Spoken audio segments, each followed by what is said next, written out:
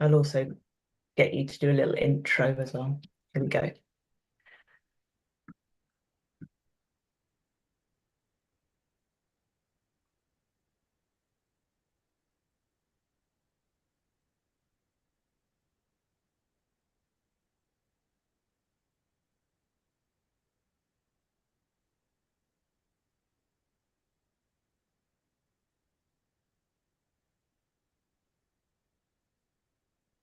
Hello, hello, everybody. I'm just waiting to make sure it's all logging on and that you can all hear me okay. If you are watching live on YouTube, feel free to drop us a question in the chat in there. If you are on Facebook, drop us a question in the chat as well, and make sure you tag either myself and or the wonderful Suzy, who is my guest today. I'm really excited to have you on, Suzy. Welcome to the Coffee and Collabs, easy to say on a Monday afternoon, Coffee and Collabs live session. Welcome. It's really great to have you here. So Suzy is an amazing copywriter and specialist in SEO. But actually, Suzy, why don't you introduce yourself properly and explain a little bit about what you do? Thank you very much. I'm Suzy Stanton. As Naomi said, I'm a freelance copywriter. I specialise in providing SEO support for small business owners and entrepreneurs. And basically, my mission is to make SEO straightforward. I think a lot of small business owners think that it's very complicated and therefore don't do anything with it, which basically means you're leaving money on the table. You're not connecting with people through your website to meet the right clients and increase your sales. So that's basically what my mission is, to help people do that. Amazing. So let's just have a second to break down some of that jargon. So when we're talking about SEO, what does it mean for people that aren't techie or don't do like web stuff? When you're talking about SEO, it's kind of a bit jargony and not many people really understand what it does and how it works. So give us a little bit of an insight into what that is, so and why it's so important. Basically, in a nutshell, SEO is, well, it's search engine optimization. It's making your website visible to the people that you want to work with. And it does that through attracting search engines who look at your website and think, that's really good. I'm going to show this website high up on search result pages. So if somebody's looking for a mindful coach in Google and you're a mindful coach, if you've got the words that they've typed into the search engine on your website, that attracts the search engine. And if you've got good quality content on your website, they'll think that that site is worth showing higher up in the search results. And the higher up you show up, the more likely it is that somebody's going to click on your page and think, that's the answer to the question that I have. In a nutshell, that's what SEO is. So you can think it can become very complicated if you want to go into all the detail about crawling and horrible things like that, which really freaks me out. But essentially, it's about attracting the people that you want to work with through your website. So ultimately, the number one rule is with your business, say what it does on the tin, right? And say that somewhere, like in a key place on your website, so that search engines pick up on that. If you can have the most beautiful website, and I've learned this through experience, you can have the most beautiful website, amazing content, but if it hasn't got the right words, nobody will know it's there, and you're wasting your time. Brilliant. That's absolutely brilliant advice. And we are going to come on to top tips later, but actually, I want to get to know a little bit more about you. So, when did you start your first business, or it could be your only business, and why? I became self-employed full-time March 2022. Before that, I was a civil service lawyer and had been for over 20 years. New Year's Eve 2021, I just handed my notice in. I'd had enough, lots of reasons why, mainly so that I could be around for the kids more. But I handed my notice in, had always loved writing, had kind of set my business up, but had planned to run it alongside. But that it just got to the point where I had to leave my job. Um, and all of the work that I kind of had lined up then disappeared because of the cost of living crisis. So it was kind of a very, very, very steep learning curve, but that's where I am. So it's been just over 2.5 years now, copywriting, and I also run alongside it a digital adoption and parenting magazine. So kind of the two complement each other. And it's where I've got Oh, all my knowledge about SEO from. amazing. Tell us a little bit more about the magazine. It's basically raising awareness about adoption. I'm a mum via adoption, and there isn't very much out there that you can access for free that tells you what the adoption process is like. Interviews with people who've been through it, adoptees, adopters, and a range of different articles that provide support for anybody thinking about adoption. It's a digital magazine, it's free, so you can access it, and when you type it into Google, that's what will come up. So that's my passion. Oh, I think that's just an incredible resource, and what a great way to kind of complement what you do with the SEO side of your business and actually use that. So everybody go and search for that magazine because it will come up because Yeah. Suzy knows Yep. what Search she's doing. adoption magazine, and that you'll get We Made a Wish. Amazing. We'll pop some links anyway in the comments so people can come and follow you and get access to all of these really useful things. So let's talk about, obviously, business is a bit of a learning curve, as we know, and we've all learned sometimes harder than others in the way we do stuff. But what has been your biggest success since you started your business? I think probably releasing my course.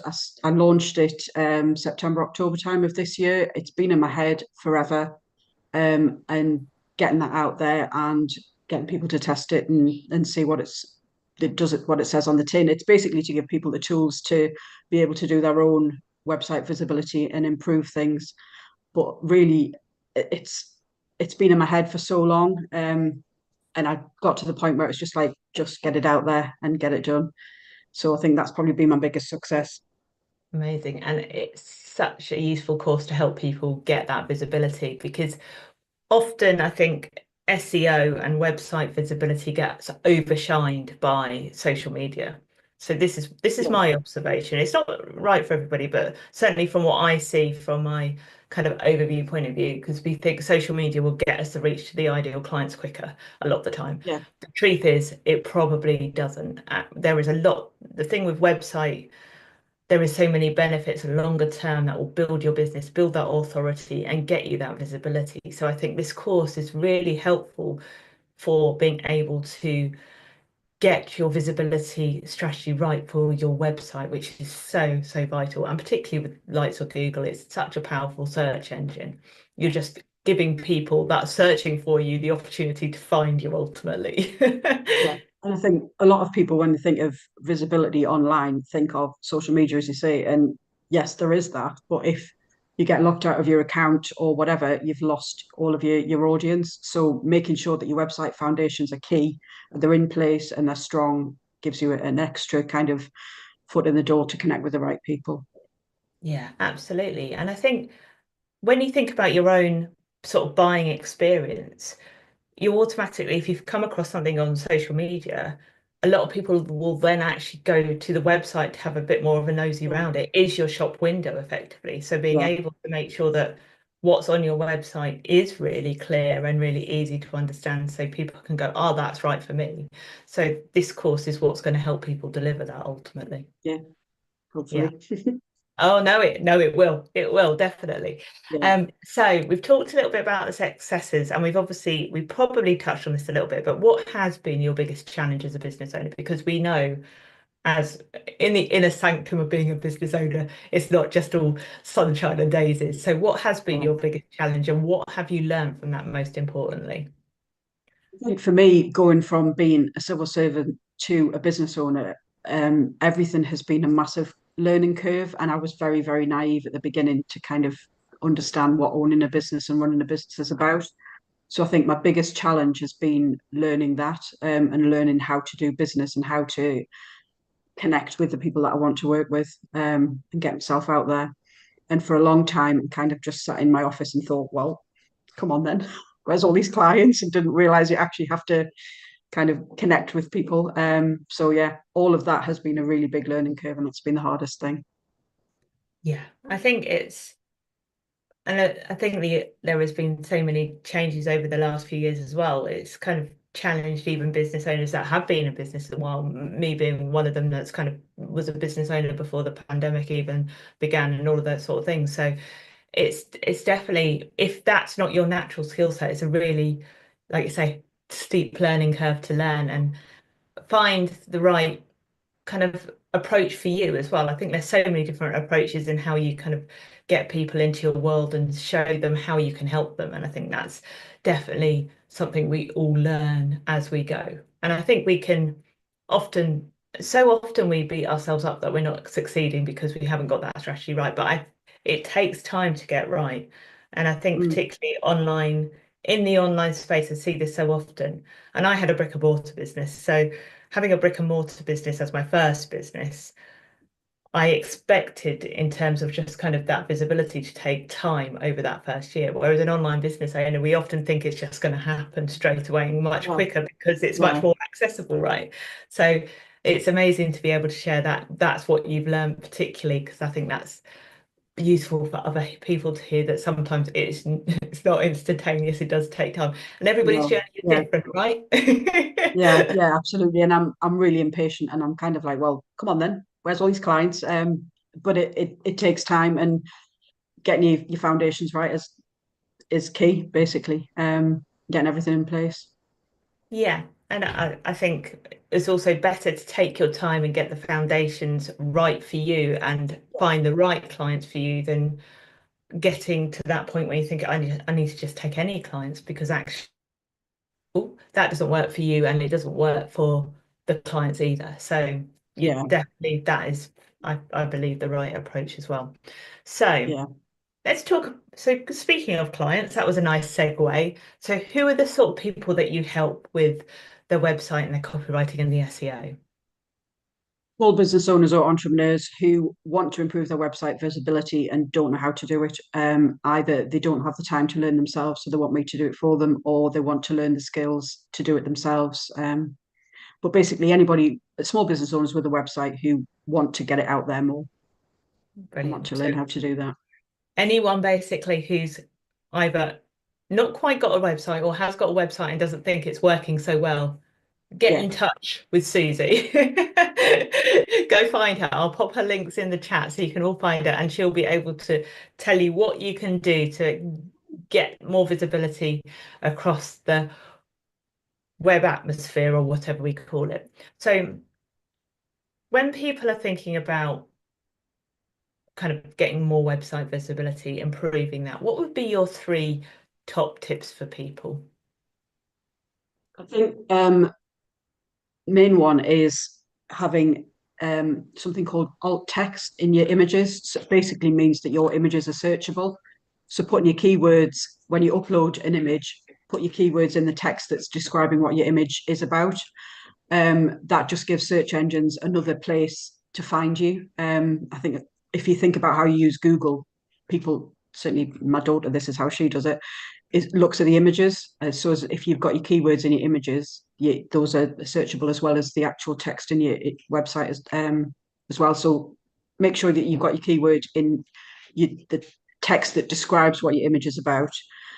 Make sure that you've got lots of internal links on your website, because one of the things that search engines look at is how long somebody spends on your site. If it's difficult to navigate, so for example, if somebody comes across a blog post and wants to read something else from you, if you've got an internal link to another blog post, it keeps them on the website for longer. So having internal links is a really good thing. Make sure you've got them in all of your blog posts. And an internal link goes back to your page rather than sends people out to another external website. And the last tip is something that you'll see all of the time. If people have my services or shop or blog post, that isn't searchable for search engines. So you need to make sure that you've got your keyword in your page names. So whether that's for mine, it would be SEO and copywriting tips rather than my blog post. That means that that particular page is searchable as well. And Oh, that's a they, really easy fix for people to do, is to put that in their page names. yeah, absolutely. You wouldn't think of that. You just assume that you would put the standard names in the menu system, and that would be absolutely the right ones to do. Yeah, I think we've got a Brilliant. little visitor behind. Yeah, just saw that. Um, and also you've actually, hello, Hello. We've also got a blog post that you've actually written for me on visibility tactics, actually. So I will also drop that in, because if you've not read that yet, it is really, really helpful with some useful information that you can apply to your own website, which are really small changes you can make that gives a lot of benefit. And it doesn't take long to do. Yeah. That's a really great thing, isn't it? No, and that's what I'm all about, is making small changes that will have a big impact. It's not about, massive big things that you have to do, or a big deep dive into, like I said before, about crawling and things like that. It's about making small changes that make your website more visible. Yeah, absolutely. So that's some really great tips. The other thing, obviously, we talk about on the Coffee and Collabs live sessions is collaborations, because as you know, I'm a fan of a collaboration. I know, Suzy, you have collaborated with me more than once, so I know you're a fan of a collaboration, and you are going to be taking part in the big Boxing Day bundle, which is coming up, oh, next week. Not to scare Yeah, everybody I know. with what comes before that, Oh, but it's going to be fantastic. So I'm not going to tell you too much more about that, because that will be coming later on this week. However, if people did want to work with you in 2025, who would you like to work with, and what sort of things would you be interested in working on? I would love to guest on blog posts. On blog posts, on podcasts. Anybody who is in the online space, I suppose, web designers or anything like that. Anybody who helps small business owners to get themselves out there. And blog swaps. They're a brilliant way of improving both websites' visibility and their authority. So anything like that would be great. Amazing. Suzy, it's been lovely having you on here. Do you have a freebie or something that people can go and grab if they want to get more information from you? Yes, I've got.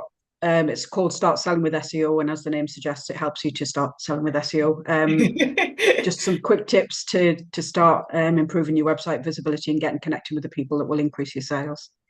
Amazing. Thank you ever so much for joining me today on the Coffee and Collabs live sessions. If anyone who has been watching has a question for Suzy, either in the Coffee and Collabs Facebook group or on the chat here later on, if you're watching the replay, do make sure you tag either myself and or Suzy in, so we can see those questions and come back to you later on. I will share all the links both in the notes for this video on YouTube, as well as in the Coffee and Collabs Facebook group. So you can go and find Suzy, get to check over your website. She'll be able to give you some really handy tips, and then go and read some of this useful information and check out her course. Suzy, it's been a pleasure speaking